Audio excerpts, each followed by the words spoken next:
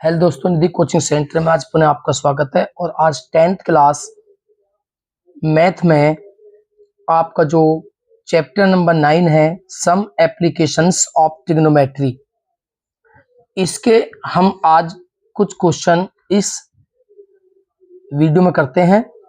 तो देखते हैं इसका जो फर्स्ट क्वेश्चन क्या है। उससे पहले मैं आपको यहाँ पर इसके बारे में कुछ बताता हूँ। आप जानते हो, क्वेश्चन करने से पहले हम देखते हैं। आप जानते हो कि ये एक आपके पास हॉरिजॉन्टल लाइन है। ये हॉरिजॉन्टल लाइन है आपके पास। इस हॉरिजॉन्टल लाइन में आपके पास इस पर एक कोई बिल्डिंग है जो वर्टिकली है। इसे आप बिल्डिंग कह सकते हो, टावर कह सकते हो, या कोई पोल कह सकते हो। ये वर्टिकली होता है, इसलिए ये एंगल आपका 90 डिग्री होता है। अब ये मान लेते हैं इस हॉरिजॉन्टल प्लेन में आपका एक पॉइंट है, ये इसे कुछ भी आप नाम यदि देते हो, तो ये आपका एक पॉइंट ले लेते हैं सी। और इस पॉइंट से आप इस पोल या बिल्डिंग या टॉवर के जब ये टॉप है और ये आपका होता है बेस, इस पॉइंट से जो ग्राउंड पे एक पॉइंट है आपका सी, जब इस पॉइंट से आप इसके टॉप को देखते हो तो एक एंगल बनता है विद ग्राउंड, इसे हम थीटा कहते हैं। तो ये जो एंगल है इसे कहा जाता है, इस एंगल को हम कहते हैं एंगल ऑफ एलिवेशन। तो ये एंगल आपका कहलाता है एंगल ऑफ एलिवेशन।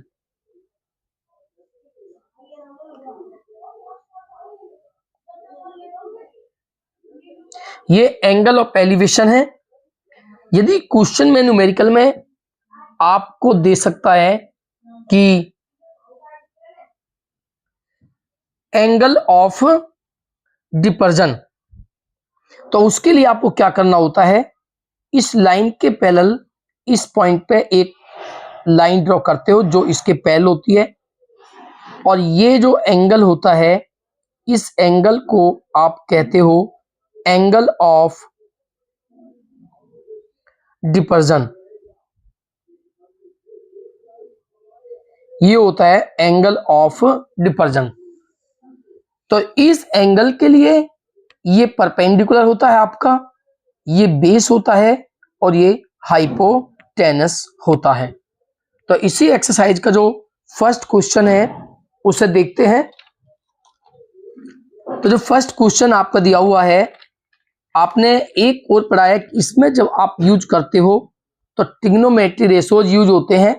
आप जानते हो कि जो साइन थीटा होता है वो परपेंडिकुलर अपॉन हाइपोटेनस होता है, जो कॉस थीटा होता है वो बेस अपॉन हाइपोटेनस होता है, जो आपका टेन थीटा होता है वो परपेंडिकुलर आपका बेस होता है। तो इस एंगल के लिए ये बेस है आपका, ये परपेंडिकुलर है आपका, और ये आपका हाइपोटेनस है। तो आपका जो क्वेश्चन नंबर फर्स्ट है, इसमें आपकी एक ही एक्सरसाइज है, और इसका आप क्वेश्चन नंबर फर्स्ट देखते हो। इसमें आपको गिवन है a circus artist is climbing a 20 metre long rope which is tightly stretched and tied from the top of a vertical pole। ये आपके पास एक ग्राउंड है और इस पर आपका एक वर्टिकल पोल है, ये ए बी, ये वर्टिकल पोल है, और इस पोल के लिए ये बेस है और ये इसका जो है टॉप है। तो आपको गिवन है कि a circus artist is climbing 20 metre long rope which is tightly stretch and tight from the top a vertical tower. ये है, तो इस पे आपके ग्राउंड पे एक पॉइंट है ये सी। तो एक रोप जो है इस ग्राउंड के साथ और इसके टॉप के साथ एक टाइटली स्ट्रेच्ड है। ये आपके पास रोप है और इसकी जो लेंथ है वो 20 मीटर है। ये 20 मीटर आपको गिवन है। तो आपको दिया हुआ है find the height of the pole. ये जो पोल है इस पोल की हाइट आपको निकालनी है, जिसे हम लेट कर लेते हैं h। If the angle made by the rope, ये जो रोप है आपके पास, ये angle by the rope which with the ground level is 30 degree. ये रोप जो है इस ग्राउंड के साथ जो एंगल मेजर करती है वो आपके पास गिवन है 30 डिग्री। गिवन है if the angle made by the rope with ground, ये रोप जो है ग्राउंड के साथ जो एंगल मेड करती है वो आपके पास है 30 डिग्री। तो आपको find the height of the pole, इस पोल की आपको हाइट ये निकालनी है।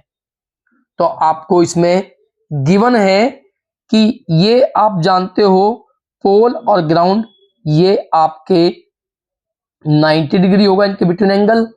तो ये आपके पास एक राइट एंगल ट्राइंगल है और इस 30 के लिए ये परपेंडिकुलर है आपका और ये बेस है। आपको ये पोल है और ये इसके लिए हाइपोटेनस है। आपको इसमें हाइपोटेनस गिवन है और हाइट आपको निकालनी है। तो आप लिखोगे in triangle A B C, आपको बी सी गिवन है और ए बी आपको निकालना है। आप B C upon A B कीजिए या A B upon B C कीजिए। हम करते हैं A B upon B C. तो आप जानते हो कि इस एंगल के लिए ए बी परपेंडिकुलर है आपके लिए और बी सी जो है वो हाइपोटेनस है एच, और परपेंडिकुलर अपॉन हाइपोटेनस आपका होता है साइन थीटा। तो जो ए बी है उसकी वैल्यू आपके पास हाइट है जो आपको फाइंड करनी है।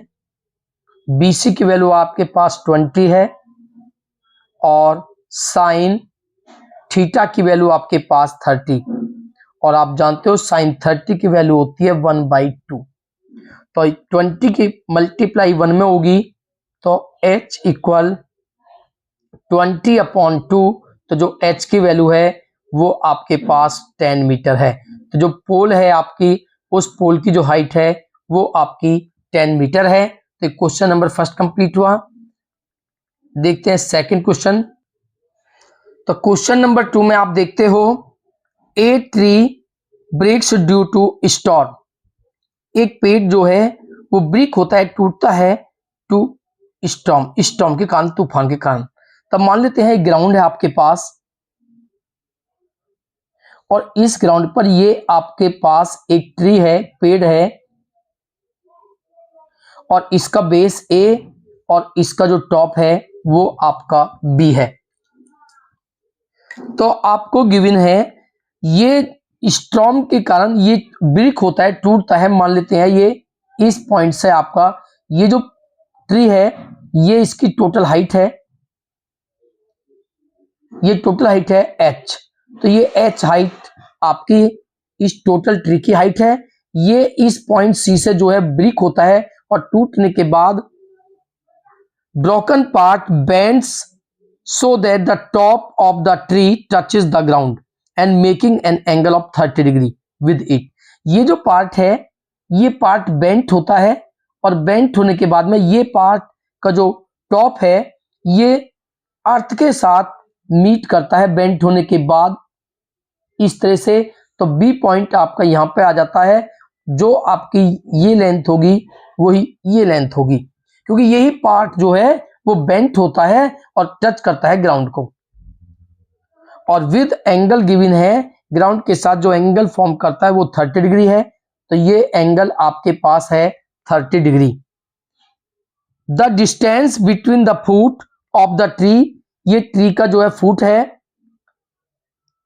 Of the tree to the point where the top touch the ground is 8 metre.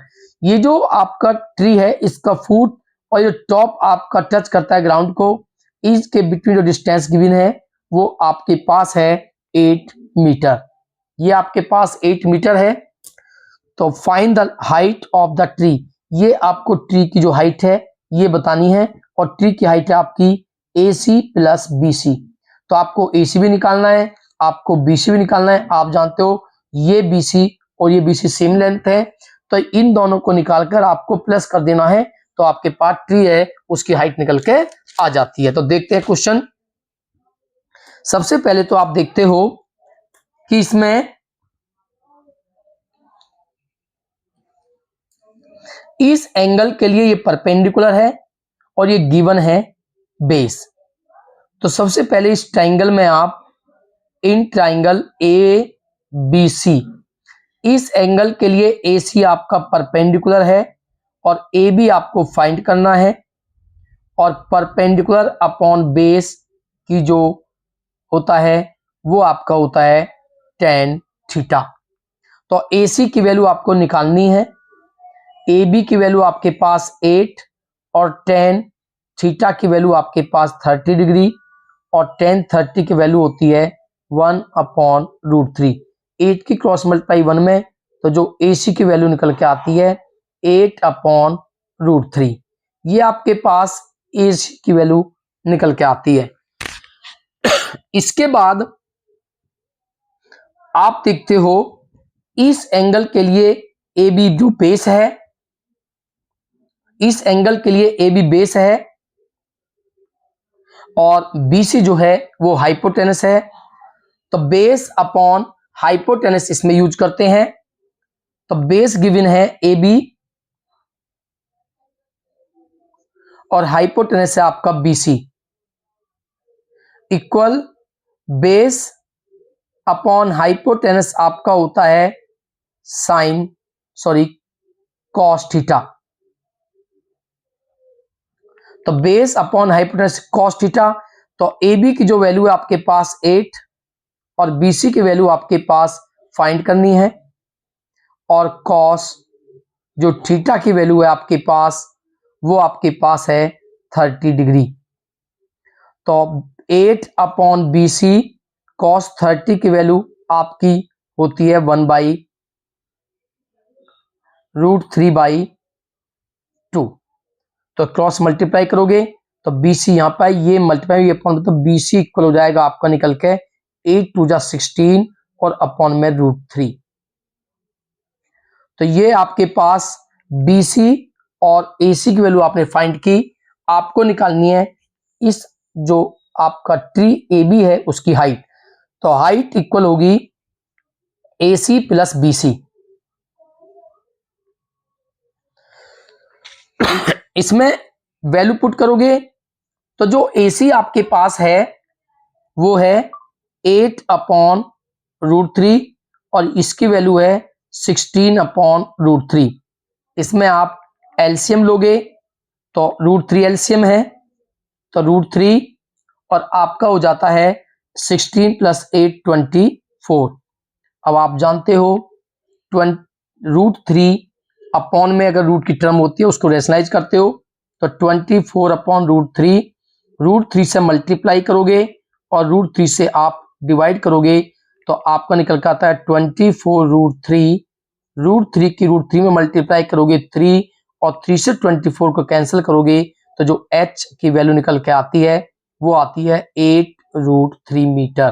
तो ये जो हाइट है ये आपकी इस ट्री की हाइट है। तो क्वेश्चन नंबर 2 कंप्लीट हुआ। इसके बाद जो नेक्स्ट क्वेश्चन नेक्स्ट वीडियो में देखते हैं। तब तक आप वीडियो ज्यादा लाइक करें, चैनल को सब्सक्राइब करें।